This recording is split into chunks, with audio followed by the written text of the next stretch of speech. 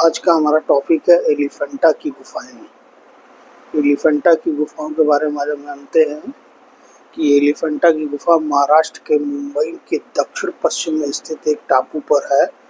दक्षिण पश्चिम में स्थित एक टापू पर है।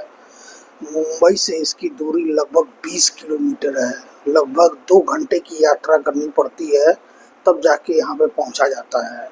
अगर समय में पूछे तो लगभग 2 घंटा और दूरी लगभग 20 किलोमीटर की दूरी है। इसका निर्माण 5वीं-6वीं शताब्दी ईस्वी में शिलाहारों के द्वारा इसको बनवाया गया था।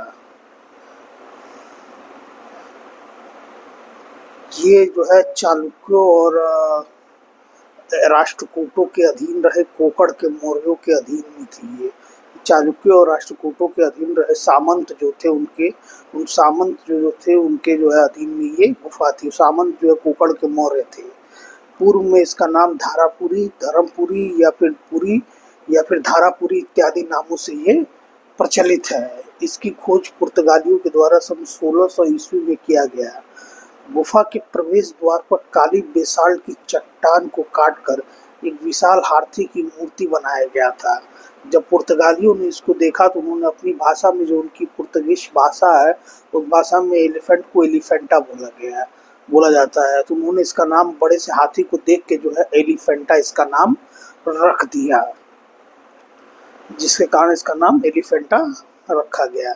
इसे काली बेसाल्ट की चट्टानों को काटकर यहाँ पे 7 गुफाएं बनी हुई हैं, जो कि 23 स्तंभों पर टिकी हुई है। ये ध्यान देने की बात है कि काली बेसाल्ट की चट्टान को काटकर 7 गुफाएं बनी हैं, जो कि 23 स्तंभों पर टिकी है। यूनेस्को, जो कि विश्व धरोहर की श्रेणी में इसको जो है 1987 ईस्वी में रखा गया था। यूनेस्को द्वारा इसको सन 1987 ईस्वी में विश्व धरोहर की श्रेणी में रखा गया था। यूनेस्को द्वारा इसे गुफाओं का शहर नाम दिया गया, सिटी ऑफ केव्स। यूनेस्को द्वारा इसको जो है गुफाओं का शहर या सिटी ऑफ केव्स के नाम से बुलाया जाता है। यहाँ 2वीं सदी ईसा पूर्व तक के अन्य साक्ष्य मिले हैं। ध्यान देने वाली बात यह है कि अब 2वीं सदी ईसा पूर्व तक के साक्ष्य मिले हुए हैं। यहाँ एक भी भित्ति चित्र नहीं मिला हुआ है। एक भी भित्ति चित्र, एकमात्र ऐसी गुफा जिसमें कोई भित्ति चित्र नहीं मिला हुआ, कोई पेंटिंग्स नहीं है।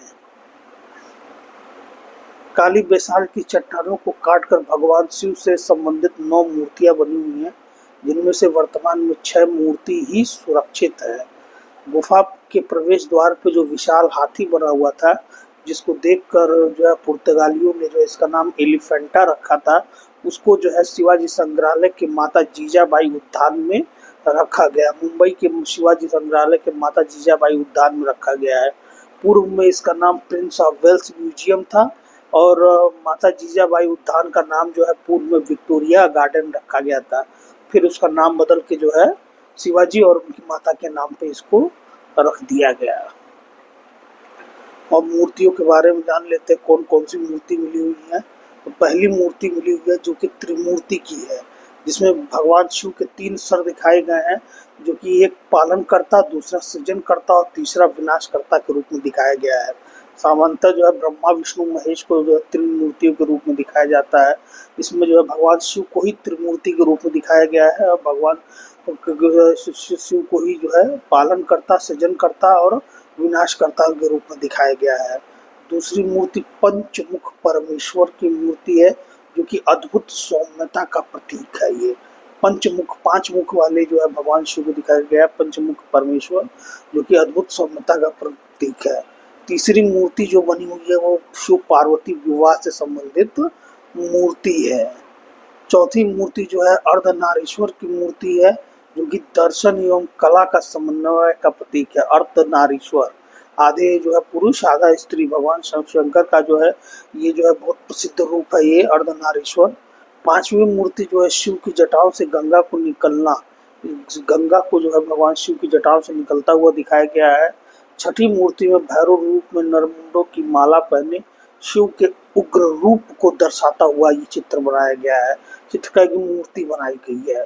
जो 6ठी मूर्ति है जिसमें भैरव रूप में जो नरमुंडों की माला पहने शिव का उग्र रूप दिखाया गया है।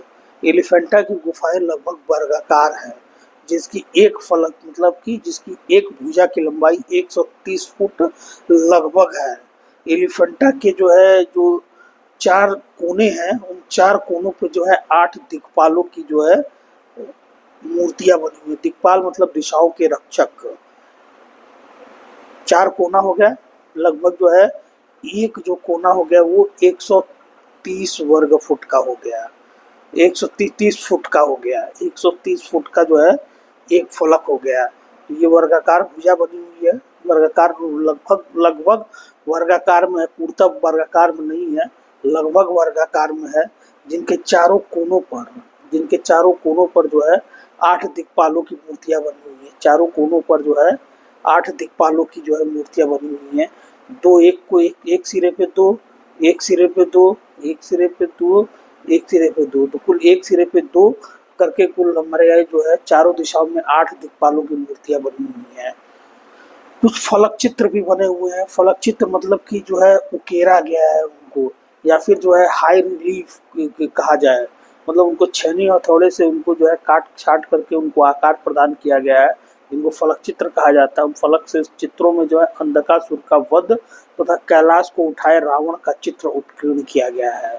सभी गुफाओं में नंबर 1 की गुफा सबसे बड़ी है। जितनी भी गुफाएं हैं उन 7 गुफाओं में से सबसे बड़ी गुफा जो है पहले नंबर की गुफा है। ये देखिए, ये चित्र दिखाई दे रहा होगा आपको, ये शिव पार्वती विवाह से संबंधित चित्र है ये, ठीक है।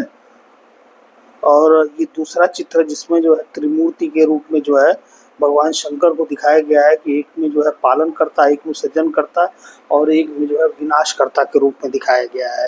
ये त्रिमूर्ति बनी हुई है भगवान शिव की। चलिए इसी के साथ जो है आज का जो है टॉपिक खत्म करते हैं। अगला टॉपिक लेके हम आएंगे एलोरा की गुफाएं। तब तक इंतजार कीजिए आप लोग, और लाइक कमेंट करते रहिए। जो भी आपको त्रुटि नज़र आए, जो भी इसमें कुछ कमी नज़र आए, उन कमियों को उजागर करते रहिए, उन कमियों को आप बताते रहिए जिससे हम सुधार करते रहें। हो सकता है अगला वीडियो हम जो है व्हाइट बोर्ड पे बनाएं। अगर आप लोगों को ऐसा लगता है व्हाइट बोर्ड पे पढ़ाना चाहिए, जो जैसा भी आपको उचित लगे उस तरह के कमेंट आप देते रहिएगा। Thank you all.